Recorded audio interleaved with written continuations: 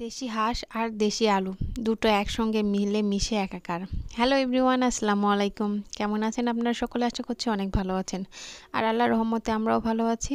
তো চলে আসলাম একটা নতুন ভিডিও নিয়ে। আশা করছি আপনাদের ভালো লাগবে, আর ভালো লাগলে অবশ্যই পাশে থেকে যাবেন, ভিডিওটা দেখবেন, আর প্লিজ সাবস্ক্রাইব করে যাবেন। তো সকাল সকাল দুইটা হাঁস আমরা জবাই করে নিয়েছি। তো বাসায় মেহমান আছে, মানে আমার ননদ, বড় ননদ আছে। তো আপা আসার জন্য আমরা দুইটা হাঁস একেবারে জবাই করে নিয়েছি। তো আজকে হাঁসটাই রান্না করবো, আর সেই রান্না বান্নাটা আপনাদের সঙ্গে শেয়ার করতেছি। তো হাঁসগুলো আপা আর মা মিলে পরিষ্কার করে নিচ্ছে, আর আমি মশলা করে নিব। তো রান্নার জন্য এখানে রসুন, আদা, দারচিনি আর যে গরম মশলাগুলো, সাদা এলাচ, কালো এলাচ সবগুলো একসঙ্গে নিয়ে বেটে নেব। আজকে বাটা মশলায় দেশি হাঁসের মাংসটা রান্না করব। তো এভাবে রান্না করলে আমার কাছে ভালো লাগে অনেকটা, আর মাংসের ঝোলটা একদম গাঢ় গাঢ় হয়ে যায়। তো সব মশলাগুলো একসঙ্গে বেটে নিয়েছি। বেটে নেওয়ার পর চুলাটা জাল ধরাই দিয়েছি। তো কড়াইতে একটু তেল দিয়ে দিয়েছি, আর তেলটা বেশি দেইনি, যেহেতু দেশি হাঁসের মাংস, আর হাঁসের মাংস বলতে অনেক তেল। আর আমাদের এই হাঁসগুলো আমাদের বাড়িতেই পালা। হাঁসের তেমন বয়সও হয়নি বেশি, খুব একটা বেশি না, তো খাবার উপযোগী হয়েছে। তো সেজন্য তেল ও চর্বিও একটু বেশি, আর তেলটা একটু কমিয়ে দিলাম, যে তারপরে দেখবেন যে কত তেল বের হয়েছে। তো তারপর কড়াইতে পেঁয়াজ দিয়ে দিয়েছি, পেঁয়াজ দিয়ে একটু জিরা ফোড়ন আর তেজপাতা দিয়েছি। তো তারপর হলুদ, মরিচ, লবণ যেগুলো দিতে হয় সবগুলোই দিয়ে দিয়েছি। তো দিয়ে একটু নাড়াচাড়া করার পর যে বাটা মশলাগুলো ছিল সেই বাটা মশলাটাও দিয়ে দিলাম, আর বাটা মশলাটা দিয়ে একটু পানি দিয়ে দিয়েছি যাতে পুড়ে না যায়। তো তারপর কি করলাম, মশলাটা খুব ভালো করে ভেজে নিয়েছি, আর এই মশলাটা ভেজে রান্না করলে মশলার গন্ধটাও চলে যায়, আর একটা ভাজা ভাজা গন্ধ বের হয়, যা হাঁসের মাংসের সাথে খুব ভালো যায়। হাঁসের মাংসের যে একটা গন্ধ আছে, এক্সট্রা গন্ধ, সেই গন্ধটাও চলে যায়।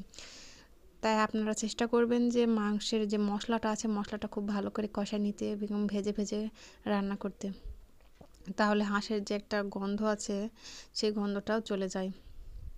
তো যাই হোক, মশলার সঙ্গে মাংসগুলো সব দিয়ে ভালো করে আমি ভেজে নিচ্ছি, মিলাই নিচ্ছি।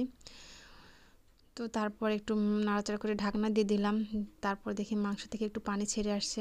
তো তারপর না, তার সঙ্গে আমি দেশি আলুটা দিয়ে দিচ্ছি।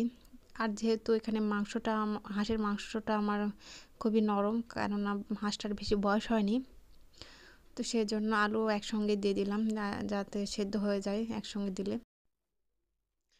আলুটা মাংসের সঙ্গে ভালো করে মিশিয়ে নিয়ে তারপর আবার ঢাকনা দিয়ে রেখে দেব। তো আমি পানিটা একটু পরে অ্যাড করে এখানে দিব, কারণ মাংস থেকে কিছু পানি বের হবে, সেই পানিতে চেষ্টা করব যেন মাংসটা কষানো হয়ে যায়।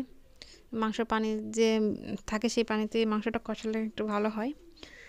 তো তার ঢাকনা দিয়ে দিয়েছিলাম, ঢাকনা তোলার পর দেখে এতগুলো তো পানি বেরিয়েছে, পানি তেলে সব মিলে মিশে একাকার আর কি। তো আমি ভালো করে নাড়াচাড়া করে দিচ্ছিলাম, মাঝে মাঝে ঢাকনা তুলে যাতে নিচে না লেগে যায়। আর যেহেতু আমি দেশি আলু দিয়েছি, আলুটাও বেশিক্ষণ লাগবে না সেদ্ধ হতে। তো আমি দুই চুলায় রান্না বসিয়ে দিয়েছি, মাটির চুলায়। এক চুলায় মাংস আর এক চুলায় ডুমুর ভাজি। তো ডুমুর যেহেতু স্বাস্থ্যের পক্ষে অনেক ভালো, আর বিশেষ করে এটা মহিলাদের ক্ষেত্রে অনেক ভালো একটা ফল। ফল বলেন, সবজি বলেন, যেটাই বলেন, এটা একটা ভেষজের ফল। তো ডুমুরে অনেক আয়রন আছে, এটা খাওয়া খুবই উপকারী। তো মাংসের আমার পানিটাও শুকিয়ে আসছে। তারপর আমি একটু পানি দিয়ে দিলাম ঝোলের জন্য। এই পানিতে একদম মাংসটা হয়ে যাবে। তো তারপর ঢাকনা দিয়ে দিয়েছি। তারপর ডুমুর ভাজিও আমার প্রায় কমপ্লিট। দেখেন আমার ডুমুর ভাজিটা কেমন লাগছে।